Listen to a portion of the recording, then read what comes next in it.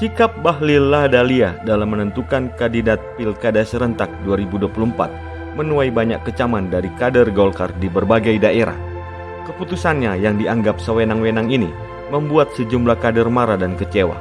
Ada beberapa kandidat potensial dari Golkar yang di-PHP atau dibatalkan pencalonannya setelah sebelumnya menerima B1 KWK dari Ketua Golkar yang lama, yakni Airlangga Hartarto, namun dibatalkan oleh Ketua Umum Golkar yang baru, Bahlil Lahadalia. Siapa sajakah mereka dan sebagaimana potensialkah mereka dalam meraih kemenangan? Mari kita simak tayangan berikut ini.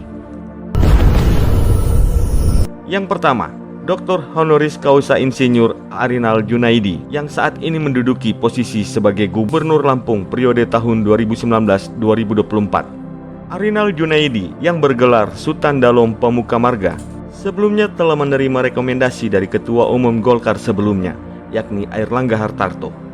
Beliau yang menjabat sebagai Ketua DPD Partai Golkar Provinsi Lampung ini merasa dirugikan karena dibatalkan rekomendasinya oleh Ketua Umum Golkar yang baru, sehingga rekomendasi dari Partai Golkar tidak jatuh kepadanya.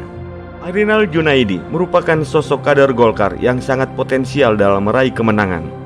Mantan birokrat ini merupakan petahana Gubernur Lampung yang pada pemilihan umum Gubernur Lampung pada tahun 2018, beliau mencalonkan diri dengan dukungan dari Partai Golkar, Partai Kebangkitan Bangsa, dan Partai Amanat Nasional. Sosok Arinal Junaidi merupakan mantan aktivis yang mengikuti sejumlah organisasi. Juga berdasarkan keputusan DPP Partai Golkar nomor /7/DPP/Golkar/4 Romawi /2020, Arinal Junaidi ditunjuk sebagai Ketua DPD Partai Golkar Provinsi Lampung dengan masa bakti tahun 2020 sampai tahun 2025 yang juga merupakan hasil musyawarah daerah Provinsi Lampung. Pada pemilihan Gubernur Lampung tahun 2024 ini, meski Arinal Junaidi menjabat sebagai Ketua DPD Partai Golkar Provinsi Lampung, beliau mencalonkan diri dengan menggunakan kendaraan Partai Demokrasi Indonesia Perjuangan bersama pendampingnya yakni Sutono. Yang kedua, Dr. Misaela Elsiana Paruntu MArs atau yang lebih dikenal dengan istilah MEP. Beliau merupakan seorang politisi muda Sulawesi Utara yang memiliki segudang prestasi dan dedikasi di berbagai bidang.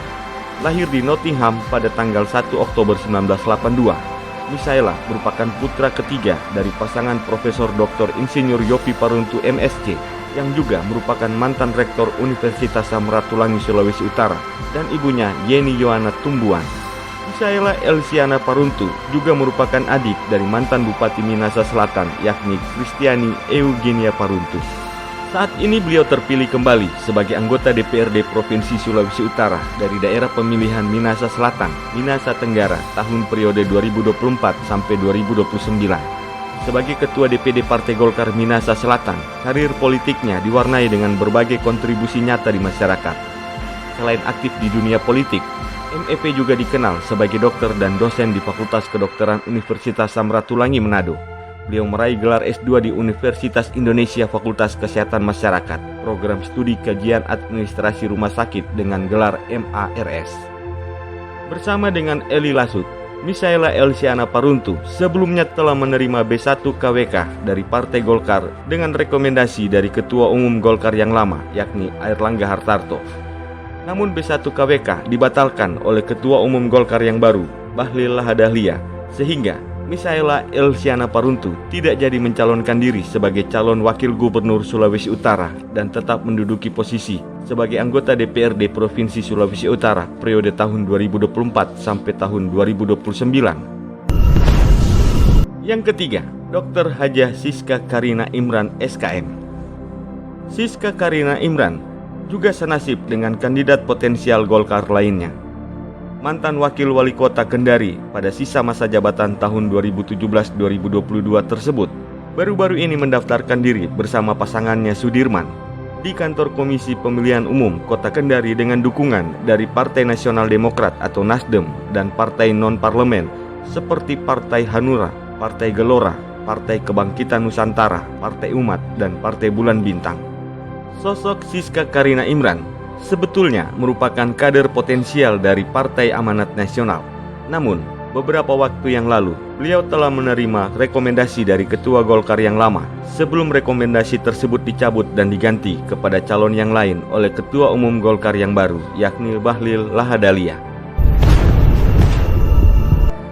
Yang keempat, Matt Romli SHMH, yang merupakan politikus Indonesia yang menjabat sebagai Wakil Bupati Tangerang periode tahun 2018-2023. Matt Romli meskipun menjabat sebagai Ketua DPD Golkar Kota Tangerang periode tahun 2020 sampai tahun 2025 dan telah menerima B1 KWK atau rekomendasi dari Ketua Umum Golkar sebelumnya, namun dibatalkan oleh Ketua Umum Golkar yang baru, yakni Bahlil Lahadalia.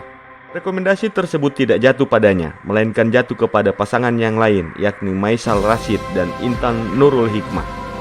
Kader potensial Partai Golkar ini selain menjabat sebagai Wakil Bupati Tangerang periode tahun 2018 sampai tahun 2023, sebelumnya beliau juga pernah menjabat sebagai Ketua DPRD Kabupaten Tangerang pada periode tahun 2014 sampai tahun 2019.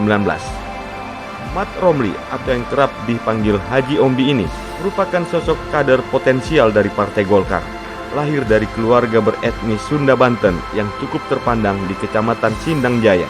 Dirinya merintis usaha pengelolaan limbah seperti jual beli limbah logam dan kardus sejak tahun 1994. Meski tidak didukung oleh Partai Golkar, Matt Romli beserta pasangannya Irfansyah mendaftarkan diri sebagai calon bupati dan wakil bupati ke KPU Kabupaten Tangerang.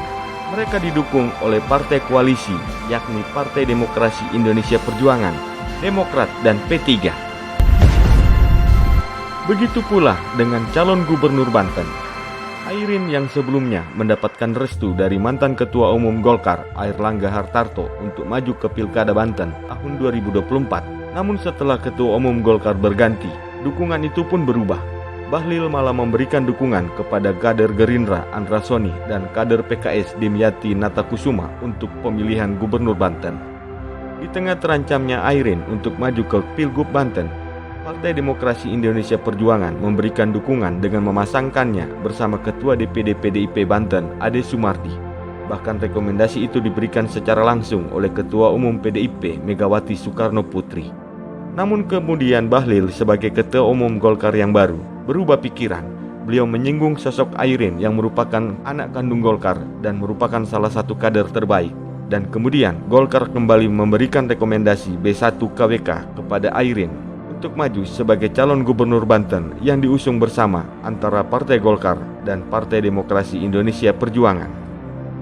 Itulah dia sejumlah kader potensial Partai Golkar yang telah menerima rekomendasi B1 KWK dari Ketua Umum Golkar lama, tapi dibatalkan oleh Ketua Umum Golkar yang baru.